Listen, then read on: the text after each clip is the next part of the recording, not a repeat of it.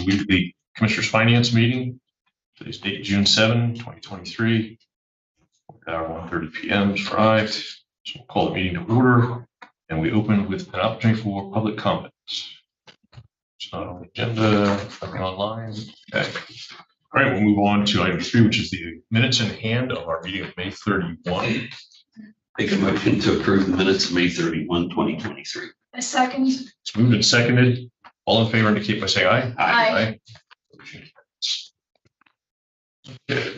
Minutes, that moves us right into our topics for discussion today. We have 2 major items. First is our friends from the Penn State Agriculture Extension, and we're going to be getting a quarterly update today. So, Donna.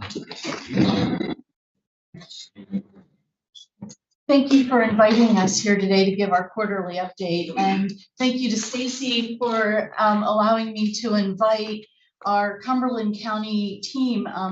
This isn't everyone from Cumberland County to come give you an update, but all of our program managers are represented today. So I'm Donna Scherer, I'm the Client Relationship Manager for Extension in Cumberland County, and I have my partner, Annie Miller, who's the Business Operations Manager for Cumberland County as well. We've put together a packet of information for you that gives you the length and breadth of Extension. But the most important thing is you can look at that at another time. And if there's a piece that you're going to a meeting or you have someone call you with a question and you say, wait a minute, water quality, I know somebody, and just call the office. We can have a speaker or get you that information. There's that packet for you to give to the public. So I hope that none of that sits on your desk, that it all goes out into the public.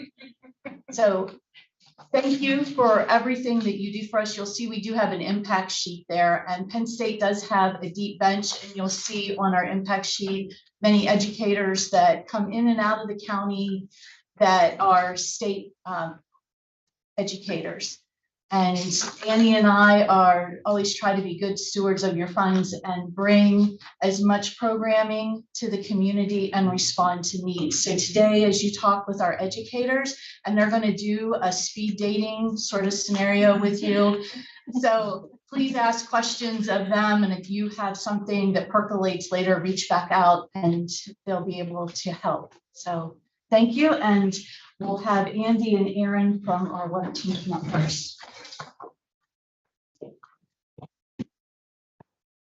Hi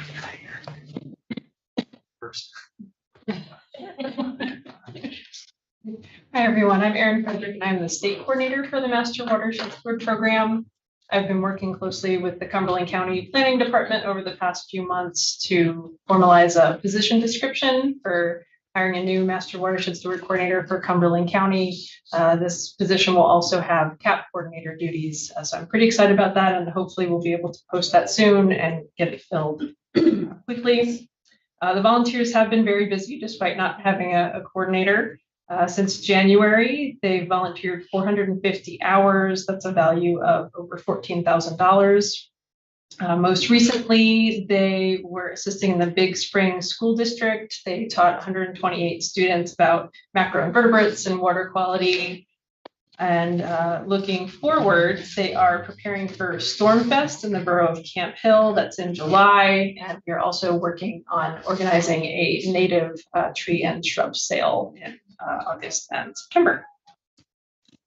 All right. Well, thank you, commissioners, for having us. My name is Andy Yenshaw. I'm a water resources educator with statewide responsibilities, but based here in Cumberland County, and I do a lot of my work here in Cumberland County. I focus on 3 primary areas. They're in the impact sheet: private drinking water, urban stormwater management, and agricultural water use. An example of some of the programs that we do are listed on that sheet, but we often conduct private drinking water supply workshops here. So once again, this is for private residents, not folks who are getting their water from the utility, but folks who have their own well, spring, or cistern. We had one on April 4th, attended by 21 individuals. And then recently, in terms of statewide, I conducted the Pennsylvania Groundwater Symposium, which was once again virtual this year. Maybe next year we'll be back to in person. But that attracted 225 groundwater professionals from across Pennsylvania who get continuing professional development credits for that. I'm the coordinator for our statewide Stormwater Basics program, which is designed to help people who live in, well, any community really that has stormwater issues, which is everyone in Pennsylvania, but primarily those who are regulated by the state for their stormwater. And we provide residents with basic information so they understand why stormwater is an issue and what they can do to improve it. In Cumberland County, we're one of the hotbeds for stormwater permitted communities. We have a lot of regulated MS4s. And recently I did a webinar on, how stormwater fees, utility fees affect rural residents, and that was well attended online. And then finally, some of the kind of other things I do include backyard stream repair training. We held a training last summer in the county. It was lightly attended, but still was valuable. We installed willow stakes on a property in the Shippensburg area, and overall provide a lot of resources, fact sheets and videos on how to protect our stream corridors so they both have better water quality, better recreational opportunities, and reduce erosion to our streams. You want to Question? I haven't speed dated before.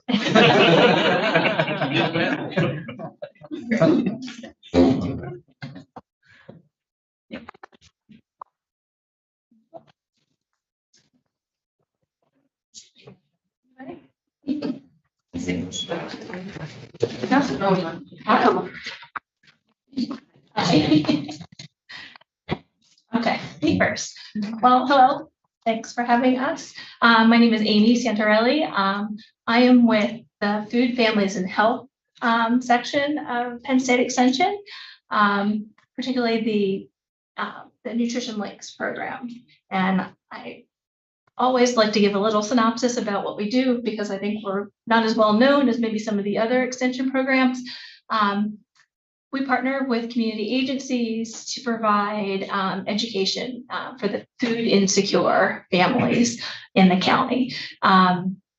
6 weeks, it's a free course. We talk about everything from food safety to meal planning, stretching those food dollars, those resources to make them go further.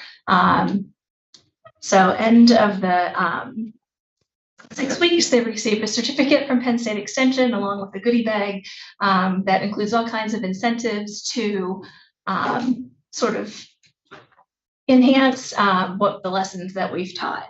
Most recently, I've made my way through Cumberland County and New Hope. We've partnered with New Hope Ministries. We've a wonderful partnership in which, so I teach the classes. Each week too, I also prepare a recipe. New Hope has been gracious enough to provide us with the ingredients, not only for me to do the demo, but then each family who participates gets to go home with the ingredients that they can replicate with their families. Also, coming up, I've got a program with Branch Creek in Shippensburg, the senior center. I'll be doing a seniors eating well class with them. South Central Resource Initiative in New Cumberland. Getting ready to do a youth series with them as well this summer. So that's sort of a synopsis of what's going on in Nutrition Links. Hi, I'm Miranda Harple. I work with our energy business and community vitality unit at Extension. 2 areas that I'm working in are with farm markets, retail markets and farmers markets, one of which is going to be happening outside in an hour or 2. The work that we do on our PA farm markets team is to help educate our statewide, our over 330 farm markets. They represent over $120 million in economic activity each year, which is not for nothing. We help those managers and owners of those markets. I help with understanding marketing and also business development. So this past spring, we were working through how to help market managers better understand social media tactics to marketing and also how to do storytelling for the businesses. I also work with a group of food entrepreneurs through a program called Food for Profit. Food for Profit is for people who are looking to get started in a food business. If they are food entrepreneurs, or if they're agricultural producers and they're looking to add a value-added product to their business. I moved to this area about 10 years ago. My husband and I bought a farm. We wanted to start a hard cider business. So today we co-own with 2 farms, a hard cider business based in southern Cumberland County. And because of that, I know how hard entrepreneurs work. And I'm really happy to be doing this work to sort of help stabilize them, get them knowledge and skills to get started in their businesses. Thank you.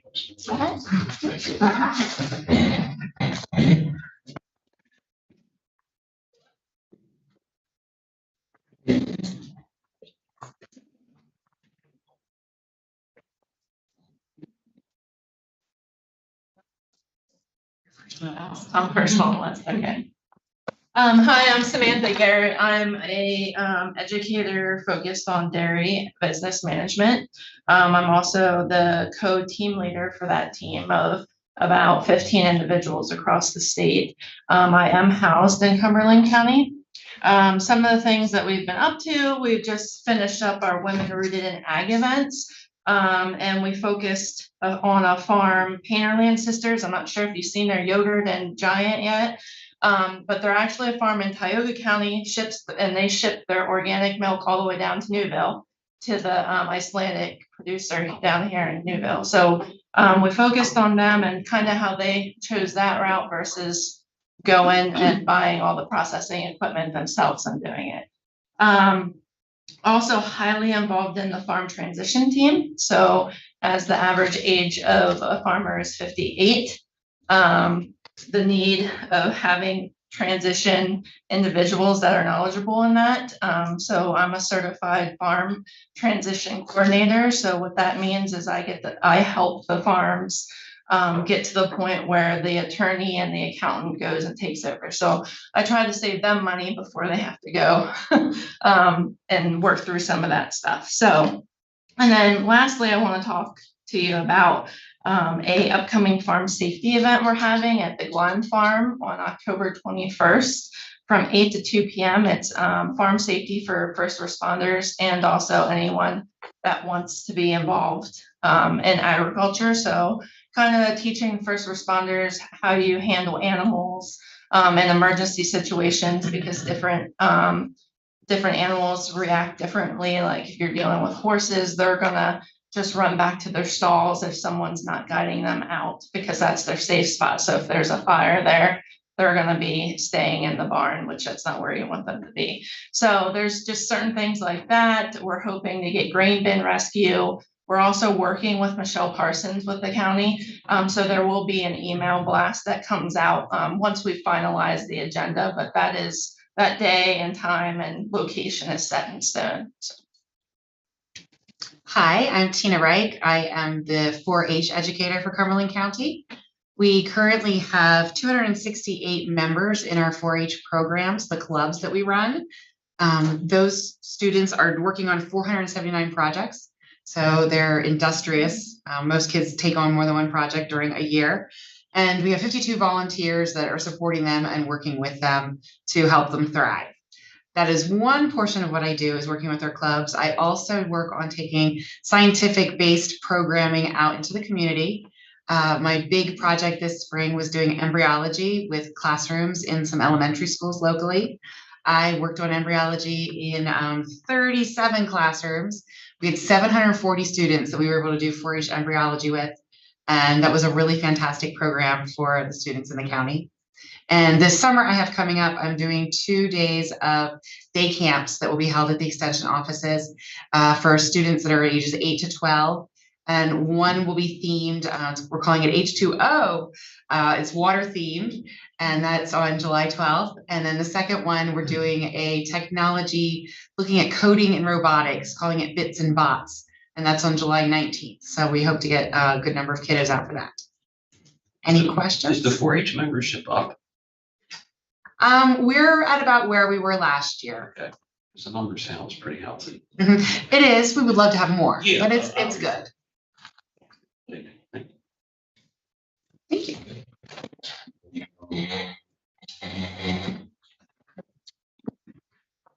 Yeah. Get out of the chair and you're gonna grab right off the carpet. Hi, I'm Ellie Stewart, and I serve as the Consumer Horticulture Educator and Master Gardener Coordinator for Cumberland County. The mission of the Master Gardener Program is to provide research-based consumer horticulture and residential gardening information to residents. And we do that in a variety of ways. We maintain 10 demonstration gardens across the county, providing educational events at each of those gardens. And we also partner with over 40 organizations and provide and host over 70 programs or events per year. We have 126 volunteers, with 28 of those currently completing their apprenticeship as part of their certification process to become a certified Master Gardener volunteer. During the past 3 months, our garden hotline, which operates every Tuesday out of the Extension office in Carlisle, has answered 150 gardening questions and spotted lanternfly questions. The Pollinator Container Garden Kits to Go program, which is held once per year, it won the Search for Excellence Award last year, which we and you graciously gave us a certificate in recognition of that accomplishment. We held that again this year and distributed 40 kits, an increase from last year to 22 residents. And that particular kit program features Penn State pollinator-friendly gardening best practices and our habitat certification information.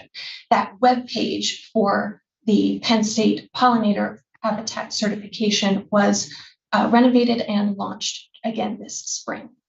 So it's upgraded. And then our Plant Fest and Sale, which is always held the third Saturday in May, is our largest community event and fundraiser that we host. We had over 723 residents attend, and we partnered with 7 local vendors and exhibitors, as well as 4 greenhouses to supplement the plant inventory that we sell and distribute to the community. We provide plants, but we also provide gardening diagnostic services at that event, spotted lanternfly management resources, as well as youth gardening activities for families that attend that event. Because June is we feature National Pollinator Week, we make sure that we have programs in Cumberland County to support that national event. And one of those is our Gardening with Nature series. That is a once a month lecture that is provided at the Frederickson Library in Camp Hill. This month's topic is how to certify a pollinator-friendly garden. So that new certification process that has remained the same, but that website will be featured. And we also have our Talk in the Garden program series that is held at the Craighead House Pollinator Garden, another Search for Excellence demonstration garden in this county. We'll be having Heather Andrews provide the Science of Butterflies program at that Craighead House in Carlisle on Sunday, June 25th. And to wrap things up, we have our Youth Summer Garden Camp program series that is held every other Tuesday during the months of June, July, and August, featuring our youth vegetable gardens at the Allen Road building if you would like to visit at any point. That Youth Summer Garden Camp has been running for over 10 years, and that really focuses on equipping the next generation, primarily late elementary school students, with the skills to be able to grow their own food and provide sustainable gardening practices that they can take back to their homes and also to their communities. So that is held every other Tuesday, like I said, and that features a number of master gardeners highly invested in the next generation. Any questions? I want to know, when people call the hotline, Yes. what's the top question? Usually it is insect identification. Okay. And second would be, so we have indoor and outdoor insect identification. But the next one would probably be on culture. So whether it's soil management or providing, again, there's a lot of different categories, but the top 2 primarily are, what is this insect, either from their garden or from inside their home. We have services as well as the Penn State Insect ID Lab as a resource. So if we can't identify it on a local level, we have additional Penn State resources statewide. Thanks. You're welcome. Call the hotline. You are welcome to do that. And thank you for giving us the opportunity to give a smattering of what we do, and hopefully some ideas are already percolating for you to connect us with other community groups or boards that you serve on, so we can further expand our outreach to the community. Thank you. I have a follow-up question. Sure. And it's only from reading social media, with our local farmers and the lack of rain and what that is doing to their farms and what that's doing to, I've watched on social media where some have said, I've got 6 months left, and if it doesn't rain, I'm done. Or I will have to really and truly think about what I'm doing. What are your thoughts on that? Or your plans on assisting, or can we connect you some way? I can tell you I was in a leadership meeting yesterday where we're getting together with all of the local county councils from Extension, and they represent agronomy across the board. And we are redoing our program that we're having in the next week because we thought it might be tone deaf because we weren't addressing water, crop insurance, and things that the farmers can do. So we're addressing that in our next meeting, but I also have our water quality person and our dairy person here that can answer that question as well. Andy, do you want to? Well, I can't speak specifically to the farm question. I've heard mixed reports. We did get a little bit of moisture in Cumberland County recently, even yesterday, some scattered light showers, and then that's helped. Even that little bit has helped some of our growers, but it's been insignificant overall and spotty. But in terms of the state overall, yeah, we're entering into a drought emergency pretty soon here. So fingers are crossed that we're going to see some moisture. But if we don't, yeah, we're going to be facing some real hardship. Okay. Yeah, I can only speak from once the crop is grown, but if it doesn't get water, then we're not going to be producing good quality feed for the animals, which then impacts the farmers having to truck feed or better quality in. So that'll affect their bottom line. And depending on how milk prices are going, that could really impact us here in the fall. But we also have, we have a system set up, so if someone calls in, I have a response set up that we just fill out a ticket and then it gets sent out to the agronomy team.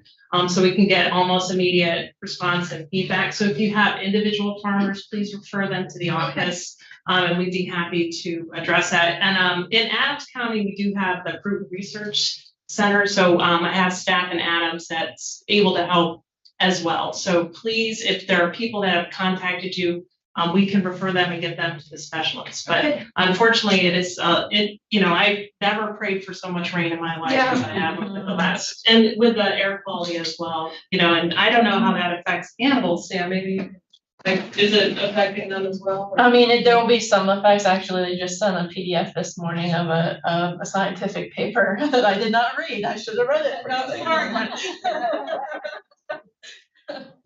But we have science. We have a science. We'll have fun this afternoon. I do want to thank you. I'm the operations manager, so I deal a lot with your staff here in Cumberland, and you have extraordinary staff here. I'm always willing to help. Probably, one of the quickest responses I've ever had if I ever need to put a ticket in. Everyone is so pleasant and wonderful to work with. So that's really a compliment to you. Stacy's been fantastic in setting up some partnerships within our building that have really just expanded our scope. And we've been able to prove to some of the members of Cumberland County that we have a deep bench here that is here to help you. So it's been extraordinary. Thank you for that. That's the end of the date. So Fantastic. Impressive array of service. The update. So thanks so much for being here. We have other business, so if you folks. Well, we're gonna go. Pause for a moment.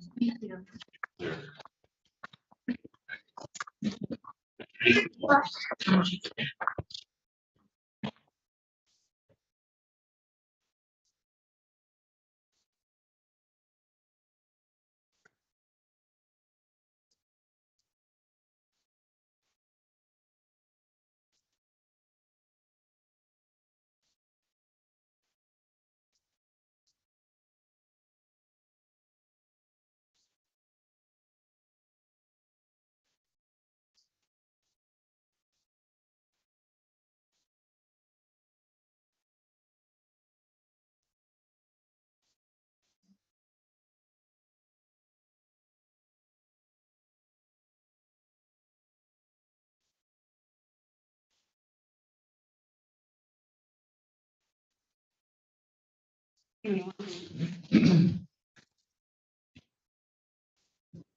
we'll be getting started in just a minute here. Our second topic for today is the discussion and approval regarding capital project request for tax administration. This is for CAMA system update. Discuss the specifics of it here in just a moment. Including the cost, we have a nice PowerPoint put together for us. So I'm sure I've received this in advance, had a chance to go through this. Pretty good, but we're looking forward to the presentation. So Justin and Cathy with us today. So whenever you folks are ready, feel free to jump on. Thank you, commissioners. Good afternoon. Mel's here, so I just wanted to put that. Yeah. He's not presenting. No. All right. All right. So today we'll be talking about our CAMA update. And if you want to start. Hi, I'm Cathy Waters, Chief Assessor for the county. Today we are requesting a capital project approval for a CAMA update, computer assisted mass appraisal. This, the amount we are requesting is $1,200,000. This project will improve the functionality and the workflow of tax administration. Justin and I will be presenting together today to show you the needs for our CAMA and going to an updated vision system. Just to review the topics that we're going to talk about today, we're going to highlight the value that the CAMA system brings to the county and the goals for this project, and talk about why we want to start this project now. We'll look at our old system, which is really our current system, and what we're looking forward to a new system, and highlight and compare and contrast those workflows. And then we'll break down a specific workflow into a diagram and look at the current and the desired systems. Look at the benefits of this project, why this project is such a targeted update, not something that we were looking for an RFP for. And then we'll start breaking down the capital project costs at the end of the presentation. So the value of our CAMA, it's critical in every step involved from tax administration, from preparing and maintaining assessment rolls to ensuring the tax equity through uniform taxation and valuation. Our CAMA system prints out assessment notices. We do billing software using our CAMA, and we also manage our appeals, meaning that we schedule the appeals through the CAMA, and we also then, after the board's decision, we send out the notices. So in last year, county tax revenue was over $56 million that was generated directly from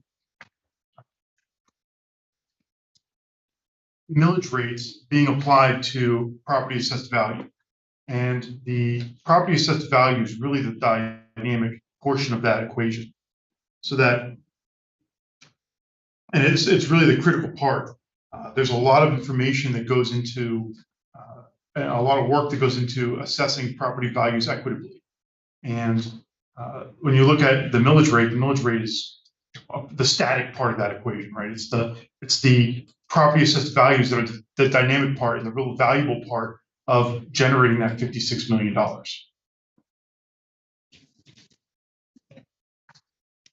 This is our growth. From 2019 to 2023, we added 2,082 parcels. That was mainly from subdivisions and new lots that were added from the into the county. EST, our record contains up to 899 fields of information. This shows how much information that we collect and is stored in our CAMA. Yeah, and there's the three main takeaways here are that we have a lot of parcels. There's lots of attributes, lots of information for each of those parcels, and we're growing. That error sometimes. These are our goals. We want to modernize the CAMA. We want to streamline workflows and use different tools. We also want to improve technology for data sharing.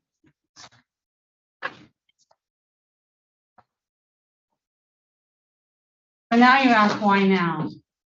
Our CAMA system we've been using since 2000, and it's coming to an end of life. Through the progress of technology over the last 23 years, data being collected and entered has grown extensively. A new CAMA will allow modernization, efficiency, and it will also help reduce labor.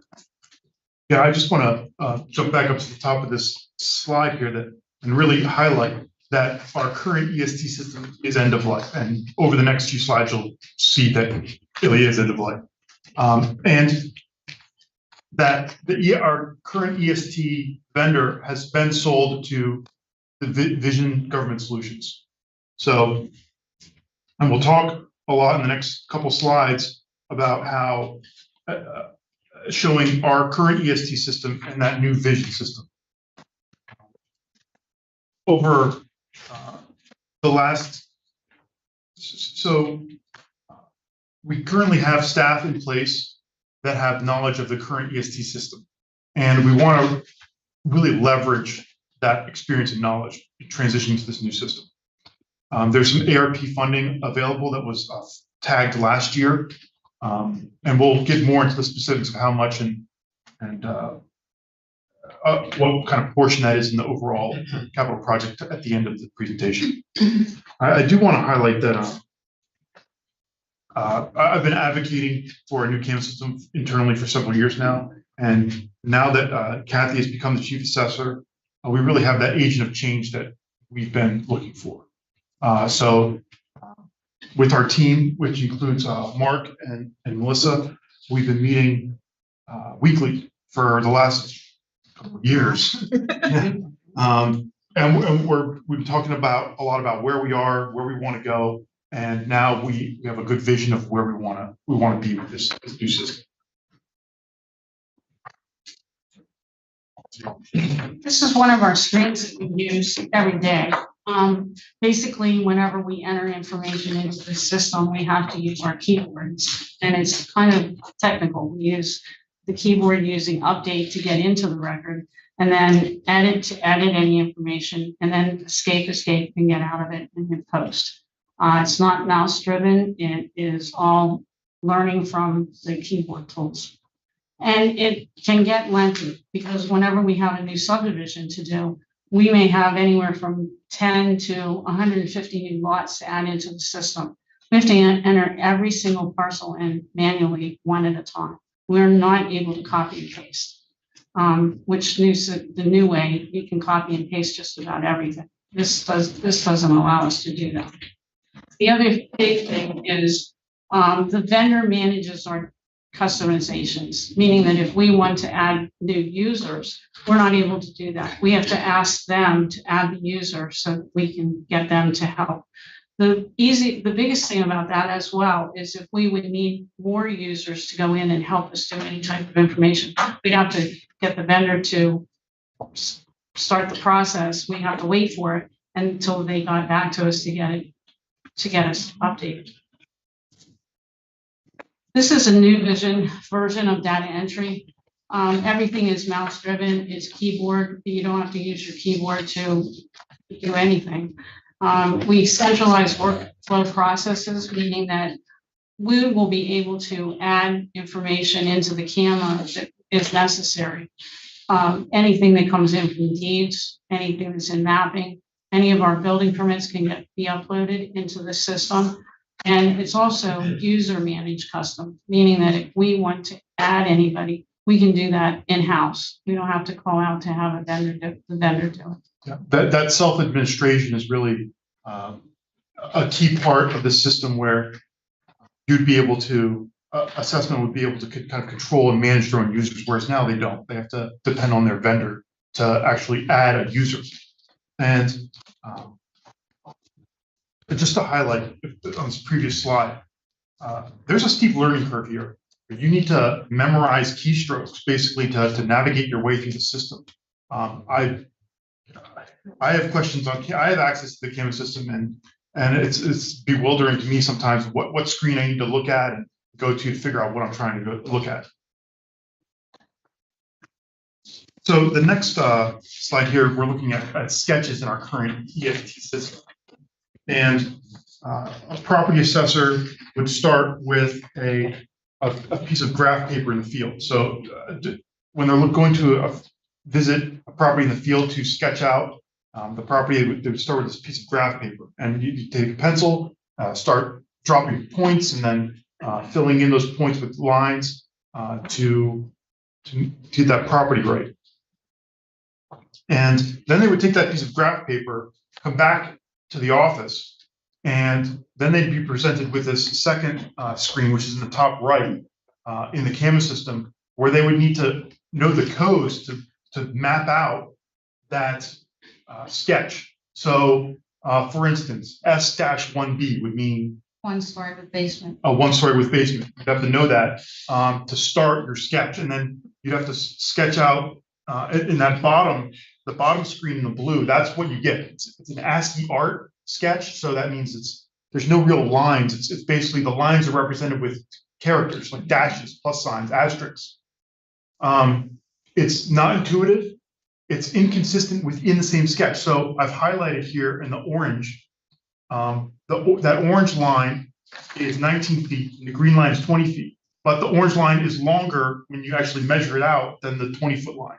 The 19-foot line is actually longer because we're using this ASCII art with characters to actually represent these sketches, and it's just not a good way to manage your drawings, because we have some very complex geometry for some of these. We have new McMansions coming in, and we have the line work in the sketches is limited to 120 lines, and there's some things they just cannot sketch because they're too complicated. The system cannot handle it.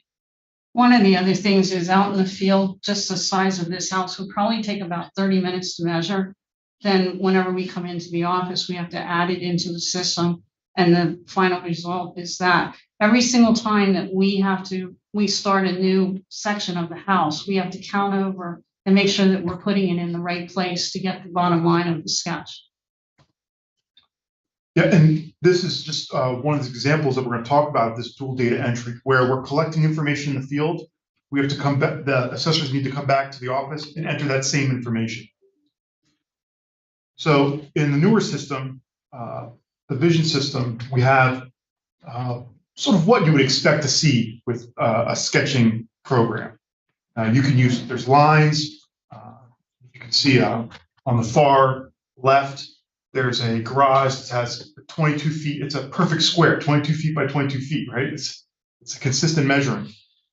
And they can do this on a mobile device in the field. So instead of taking the piece of graph paper out, they could take a mobile device onto the field, sketch it on the mobile device, and then that would be in the CAMA system. There wouldn't be a need to capture information in the field, come back into the office, and re-enter that information. One of the other nice things about the sketches is color coding. We can color code it into a living area and show porches, garages that isn't a living area, which would help whenever we're talking to a taxpayer. Yeah, assessors are collecting good information. So that piece of graph paper in the upper left, that's good information that they're collecting. It's accurate information. And with the tools they have, they're then entering into a system that gives them a worse output, right? So they're putting good information, it's like good in, garbage out, almost. So we're struggling with those inefficiencies. So I brought some things to show so that you guys would see how much we take out in the field. We start out, we have our clipboard and all the property record cards that we had to map out. So when we go out in the field, we have a map that is printed from our mapping department. Yeah, sense of what they're taking out to the field. Right. So how we route the trip is we use a marker and we route our trip that way. These are our building permits. So we have a building permit, we have a property record card, and then we also have hard cards in case we have to sketch a house. We use our tape, which is here, and we take a photo of the property and we have to log it onto our log sheet as well as logging on to the property record card. When we get back into the office, this has to be downloaded then to the right property. And also then we use the GPS. So we have to take a GPS, take a photo, measure the house, and that's the tools we use out in the field now. What we want to get to is using a tablet to have all our information here. We would have a building permit here, we would have a camera, we would be able to take the photo, we would be able to sketch the house. Everything that would be in our CAMA system now would be on this notebook. And then the other thing that we'd like to have is a measuring tool. We would be able to laser measure rather than using our tape. That would save us from measuring a house would take 30 minutes, and some houses are 5,000 to 7,000 square feet. They take longer than 30 minutes. And entering that information back into the CAMA. We're out in the field, we would measure it, do everything right there, and have it done before we leave. And plus, the other thing that would be a good thing is we would be verifying our sketches while we're there, meaning that it would be in the system. And if we made a mistake, we would be able to fix it right out in the field rather than going back. If we come into the office and say, uh-oh, I made a mistake, we have to go back out to that house and remeasure. The true inefficiency of the current system is that the assessors have these systems where they need to print out all this paper in the office, go out to the field, checking all of these documents and collecting information on the paper, bringing this paper back into the office, and then entering it into the system. And that's where we hope this new system will help us really streamline and become more efficient with our digital tools that we can collect information in the field and it'll be updated right in the system. When you laser measure, does it automatically upload into the program? No. Okay. Oh, not currently. No, but the new system does have Yes. Bluetooth capable, so you can connect it right to the tablet. Okay.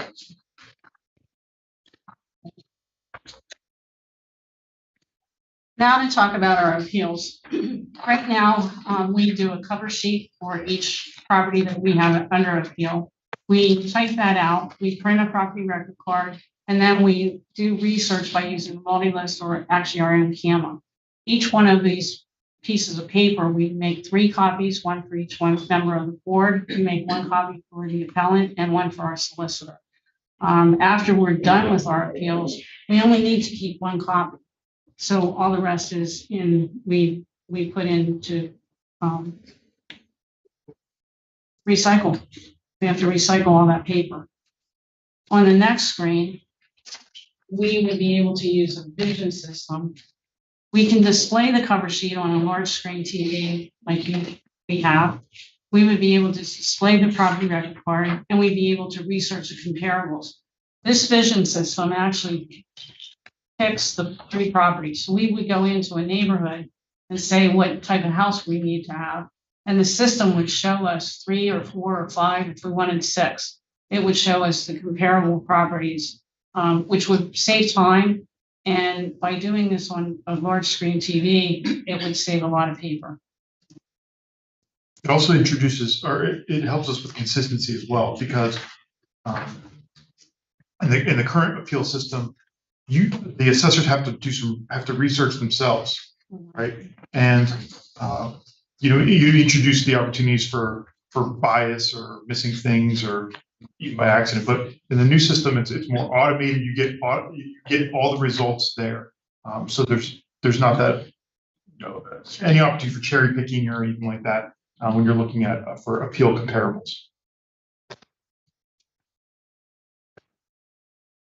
So the property record cards are a product that sort of publishes all of the publicly available data for a property. And the current property record cards are very comparable to the sketches that we saw before. It's all ASCII. We can't add photos or anything like that into our property record cards. And they have limited accessibility where they're only available through the CAMA system itself, where the CAMA user, you have a limited number of CAMA users, can view the property record card, or you can go onto Courthouse Online. Courthouse Online is a fairly dated website that is managed by EST. It's a paid subscription site, which we do not control and we do not collect revenues from. So the vendor collects the revenues from that for anybody trying to access our property record cards. In the new system, the property, you can see the difference already, right? You have host photos. These property record cards are configurable. We can configure how we want our property record cards to look, whereas now they are very static and we can't adjust them. We have the option to have these property record cards be open and accessible online to the public, so that we could self-host these property record cards. We can publish them out to the public. We've looked at opportunities where we can have them linked on the property mapper. So you could be on the property mapper, click on a parcel, there'll be a button there to view the property record card, and the property record card could pop right up when viewing and panning around the property mapping web application that we currently already host.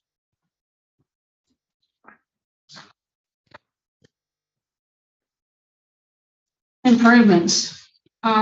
So we want to target some improvements to make our system better.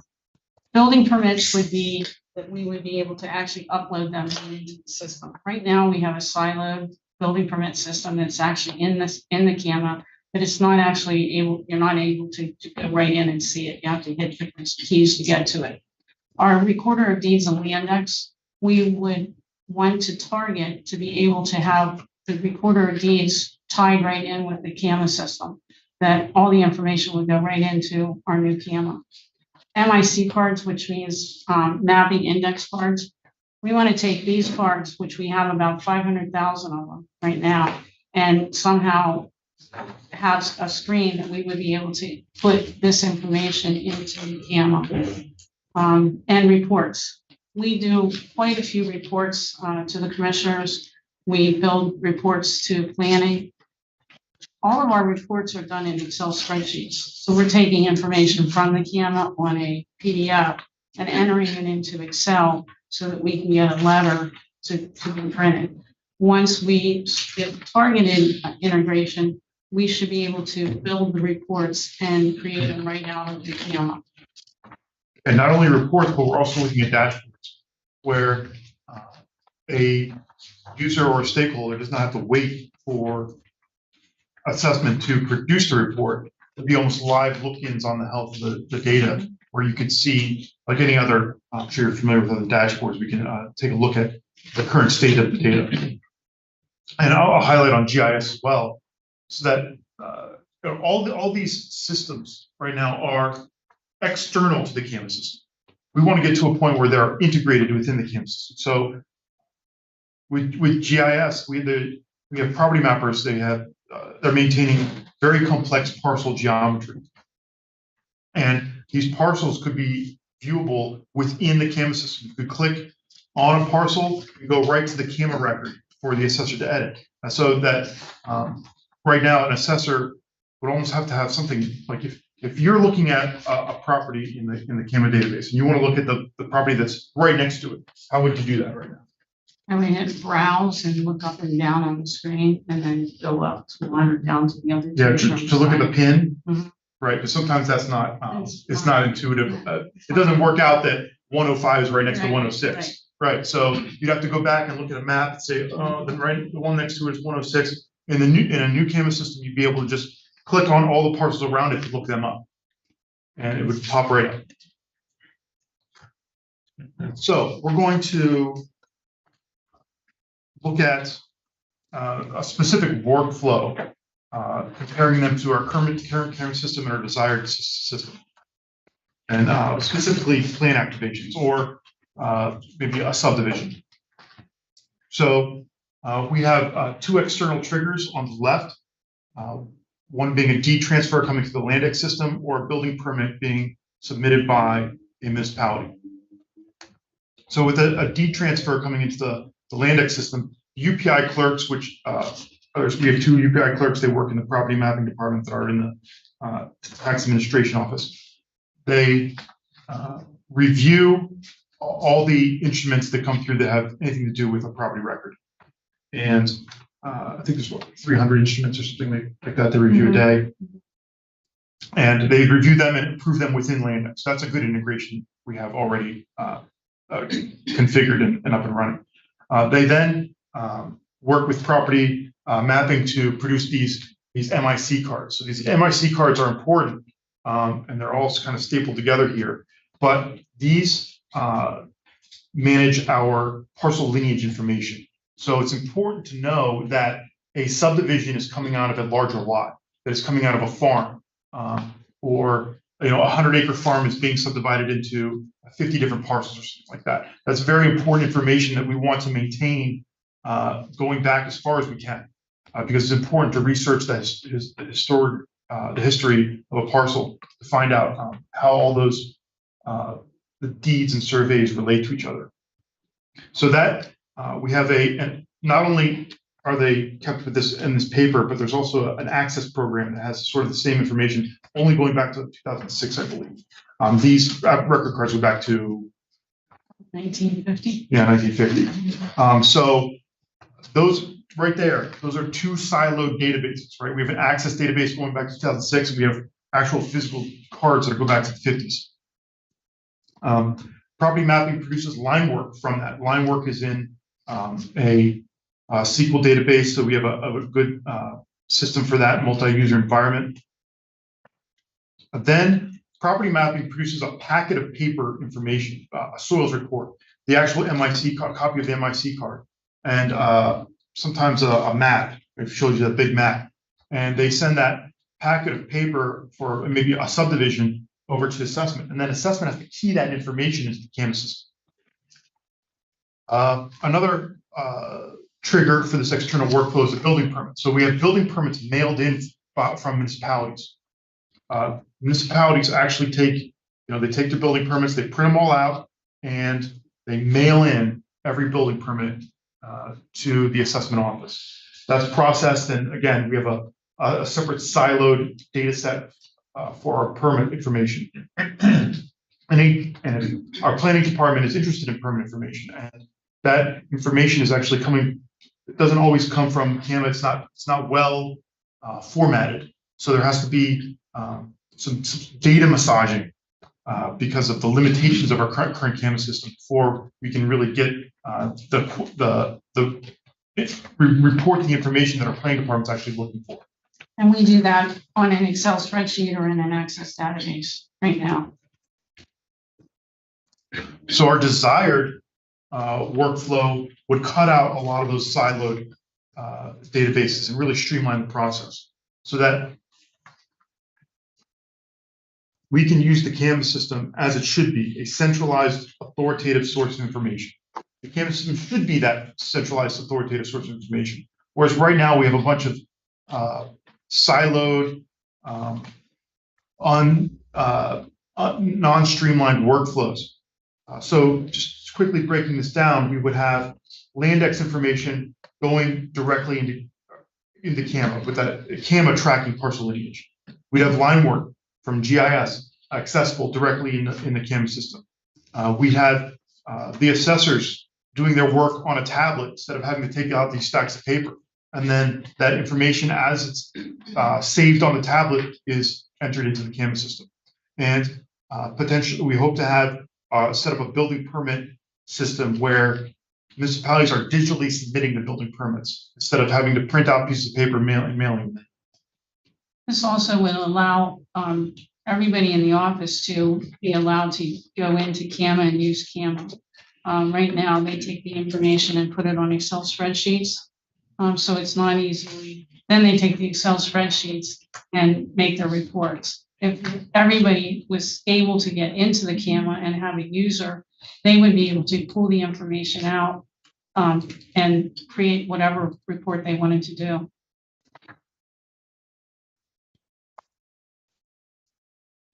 So the benefits to tax administration.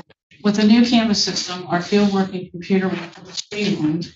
We will improve productivity along with efficiency and spending less time doing dual data entry. This will allow more time for field reviews.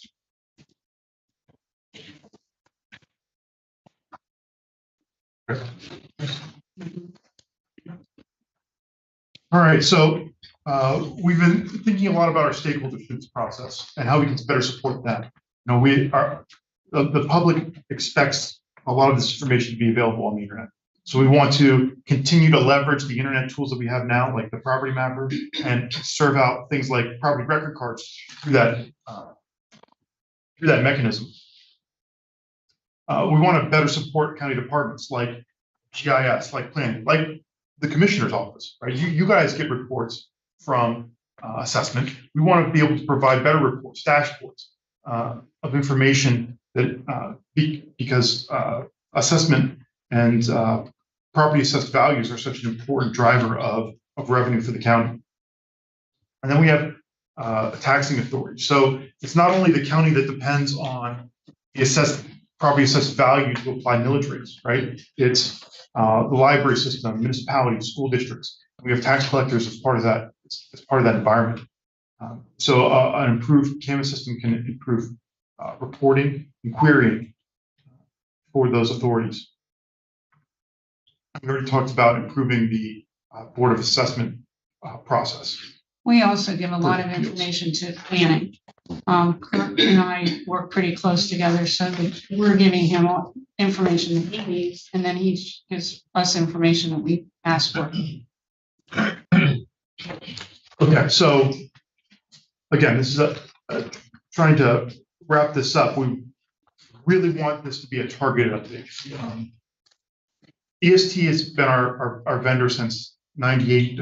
We started using our current system in 2000, but CAMA has been EST has been purchased by Vision, and that's a very important point when it comes to CAMA systems, because CAMA systems are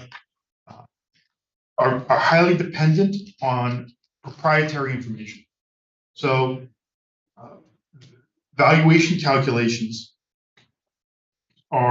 really start from rate ratios. So a piece of land or a building will have rate ratios that will specify that X number of square feet of a living room or X number of acres of a piece of land will get this rate applied to it to generate that to calculate that assessed value. And then we have almost 1,000 neighborhoods in the county, 938 neighborhoods in the county. And each of those neighborhoods have different rates. So a 1 acre property in one neighborhood is not valued the same as another 1 acre property in another neighborhood. So not only do we have a long list of different rate structures that can be applied to structures and properties, land, but they're also unique to each neighborhood. And that information is proprietary to the company that's performing the assessment, which is it's been EST. So it's with that proprietary information, it's very difficult to change CAMA vendors. Because if you're going from CAMA vendor A to CAMA vendor B, and those two CAMA vendors have no association with each other, those property valuation calculations need to be completely recreated. But now that EST has been purchased by Vision, Vision has that secret sauce, if you will, right? They have acquired the personnel who works at EST now works for Vision. People that develop those rate and calculations and understand those formulas now work for Vision. So they can really be a critical piece of this migration or update to a new system. One of the other things is customer service. I started in 1998, well, before that, but I was in the 1998 whenever we started the process. They took our old property record cards and they actually entered them into their system. The customer service there is excellent. I mean, we have an issue, we call them or send them an email, and within hours, they're back in touch with us. And they've always been that way. So the folks that did our last reassessment would be a part of this transition, which is really critical, and they've been supporting us for years. They understand those valuation calculations and rates for all those neighborhoods, and they can really help us with that transition to an updated system.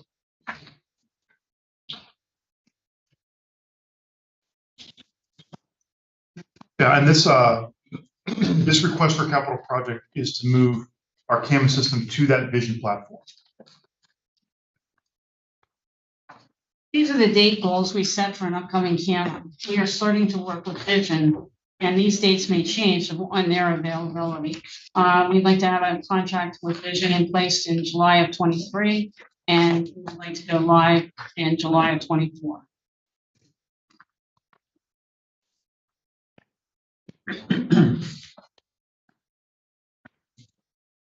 Our project cost is $1,200,000. The ARP funding is $500,000. We've allowed for extra testing and services to ensure accurate and on our outcome. Contingency is allowing for any increases that we did not anticipate.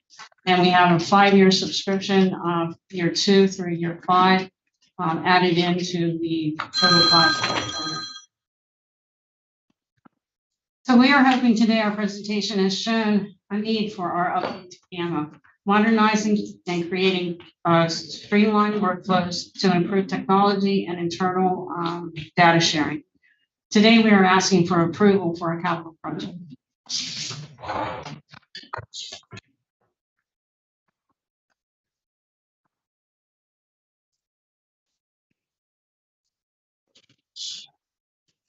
You see when this is up and running, that we would have staff reduction due to attrition? I don't foresee that, sir, because of the amount of people we have now. We would just be adding their duties into the new system, using the new system. Yeah, we've talked about currently right now, well, when you started the year, you're about 2 months behind, right? Right. And it's difficult to catch up with the current system. We also have other projects targeted that right now are not feasible, really, with the amount of time it takes to work with this product, such as reviews. Right. Reviewing properties. Right now, I finally have 6 assessors. 2 of them are in training, and they're actually do not have their CPE yet. So once we get everybody up and running, we'll be able to get caught up with our permits and then start doing reviews. I think things like clean and green reviews, commercial reviews, they're time intensive to do these reviews, right? And something that you don't really have the time for it now. No. So this will allow you to do that. Yes.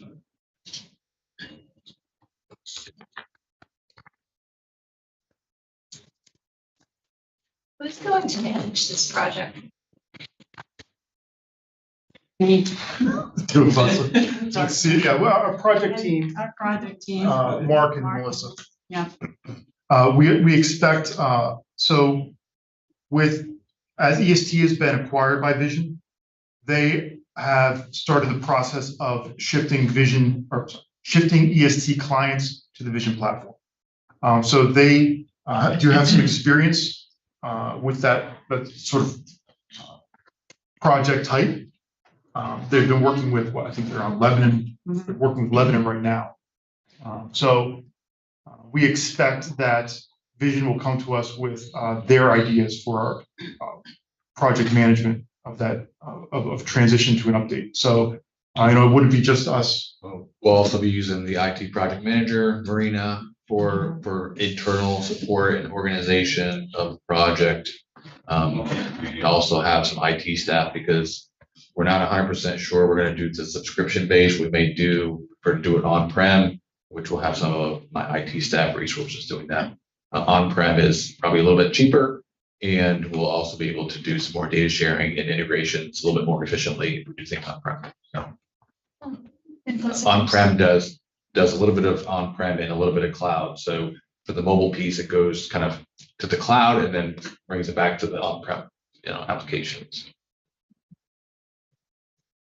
I just have to, Mark, you saw me chuckle when I heard the piece about putting in all those keystrokes, right, to understand it's, first level basement. So when this piece of software first came to the county, I was a paralegal and spent a lot of time over in tax assessment. And I just remember thinking it was cool then, but I'm actually a little alarmed that you're still using it now.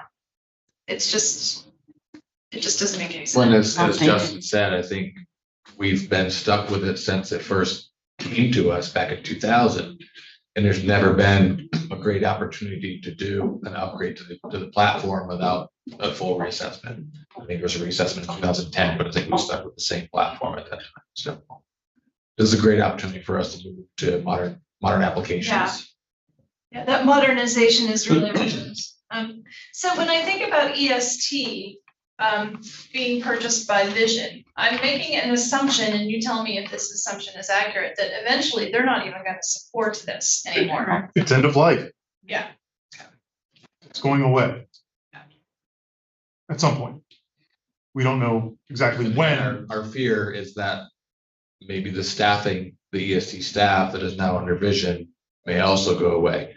Maybe some of our internal staff that is knowledgeable with the EST product may go away. So we may be losing resources for this, and the upgrade may be more complex, more complicated. I like that you've added this contingency in this extra testing. So if I'm interpreting what you're saying correctly, Cathy, when you said that, you've gone over budget. Yes. You're not down to the penny. You've gone over budget. And what percentage do you think you've gone over budget? 20. I mean, we're thinking that it might cost $1 million, but we're adding that 200,000 for contingency testing. Okay. Because we really want to be certain that the data is being converted correctly into the new updated system. So we want to rigorously test the data. It's going to be milestones along the way of sampling. Yeah, there's Vision has already talked to us about the beta testing phase where they would do the conversion, and then we would have the opportunity for testing, and then that extra testing services right there, that $100,000 is for a contingency for us to be able to go back and forth with them and saying, well, no, we really want this to be as accurate a conversion as possible. Plus, the other thing is they're already doing a couple other counties that have the same CAMA system. So they're refining it as they go. So when we get the final word, they'll be able to know what they need to refine for us. They're learning about the transition as much as we will, so we'll benefit from that. I think so. Yeah. That does raise a question though, in terms of the, and I understand the value of this is essential. Vision essentially is EST, extended, modernized, refined, whatever. So it's very logical to draw that direct line. However, you could also argue that ask the question at least, does that rob us of an opportunity of determining how competitive the pricing is? How many providers are there that are doing this? And are we comfortable enough that Vision is cost competitive in a manner that will offset any concerns there? We did look at last year. We were looking at Tyler as well, and just for comparison, because Tyler is also a significant player in county assessment and CAMA systems. And from what I remember, I think the pricing is similar between the two. And the application function very similar as well. But then we've heard stories that Tyler is not as good with customer service as Vision is, or EST. Uniformly satisfied with what you've had from EST now Vision. Absolutely. When did that merger take place between the two? A year and a half ago? Yeah. Oh, okay. 2 years ago. Yeah, a year and a half ago, maybe. And there's real risk in moving to a changing CAMA vendors. Right. Franklin County, I'm not sure if you guys are aware, Franklin County 5 years ago, they tried to go to a different CAMA vendor without a completely separate CAMA vendor, without this sort of ownership or merger relationship from scratch. And it was a disaster. They had to revert back to their old CAMA systems, a complete boondoggle. So this is a rare opportunity to be able to upgrade to a better system within the same company, being able to provide those proprietary valuation calculations that normally are not transferable between companies. the value of that is incalculable, but as long as we've done some due diligence to know that they're price competitive, that makes it a very clear benefit to stick with what we have. So I'll just say this is a very good presentation, especially the side-by-side comparison of the EST versus, I found that extremely helpful. So appreciate that. You've made your case very well, I think. The only other question I really had was in terms of, you made several references both at the beginning and the end in regards to the other offices, both in county and others who are going to be, both feeding into the system and drawing out of the system. Does this require any changes on their part? Are we providing software or training outside of the organization or to other departments for that? Or is that all on them, or how does that work? Well, we would certainly be sort of managing their migrations to the new system. We've already taken into consideration the stakeholders that would sort of orbit this update, and we want to sort of manage and almost curate their experience. So yeah, absolutely, we want to make sure that they're trained and understand the opportunities that are available to them in this new system. Are they going to have to buy into the system, or so like there's no so Cathy, there's no the only cost now is for users that are editing in the CAMA system, right? That's your only real cost of users. So it's just an access question. Yeah. And so I don't think so. I think a lot of this stuff, these reporting and dashboard and data sharing opportunities like the property record cards, that's part of the maintenance costs to be able to serve out that information.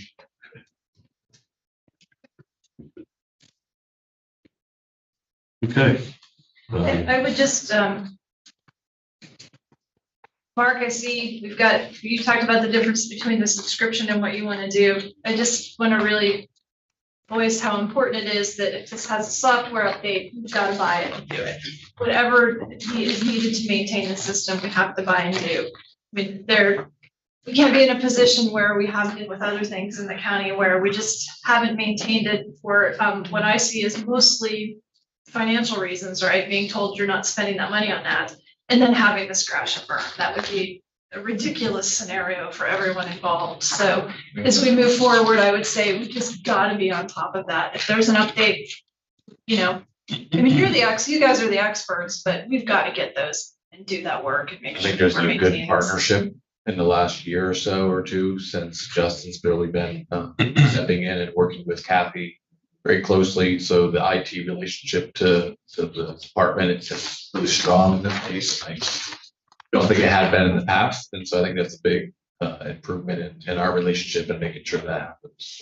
Yeah, and just to highlight it again, our current system's end of life. So that's what we're trying to avoid right now. I think that property owners in Cumberland County and appraisers are going to appreciate this update, right? This new system.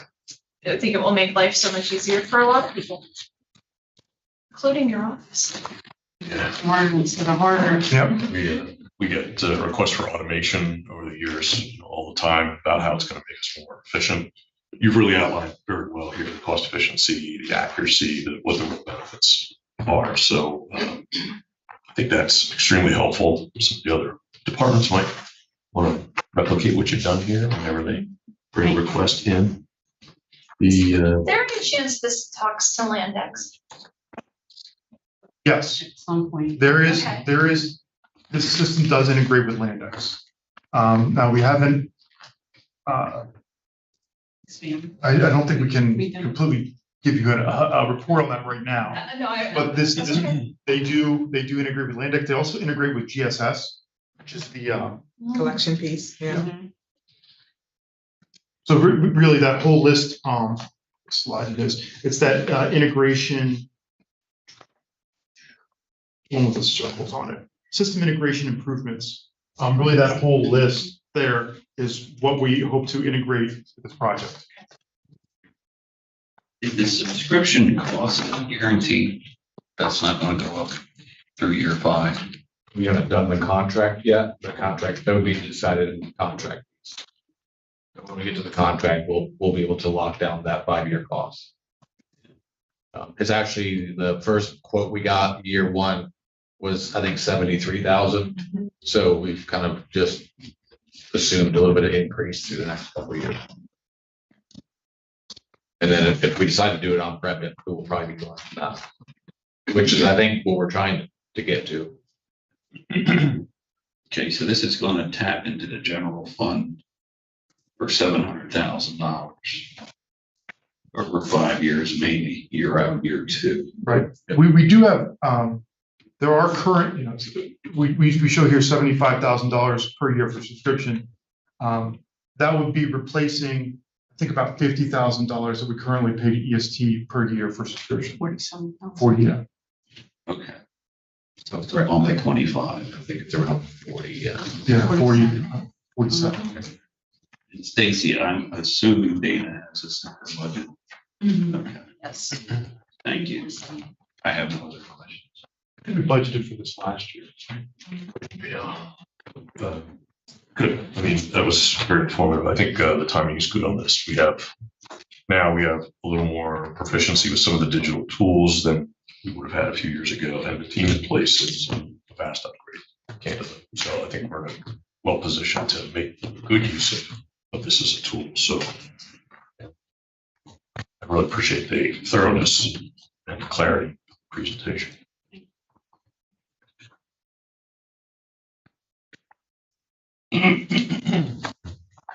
All right. There's no other questions, folks. Anything more for us? This is action requested, isn't it? It is. So at this point, if there's no questions, I'll entertain. I'll move to approve the capital project request for tax administration for a CAMA system update with a total project cost of $1,200,000. Thank you. Second. Okay, it's moved and seconded. No further questions? All in favor indicate by saying aye. Aye. Okay. Thank you. Now the hard part starts.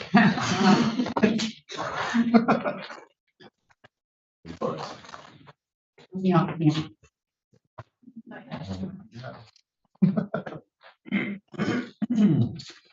Okay, that's all for items 5. Item 4, topics of discussion, brings us to item 5, which is other business.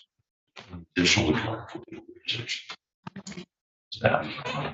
Do not entertain a motion for adjournment. Move to adjourn. All right, thank you. Stand adjourned.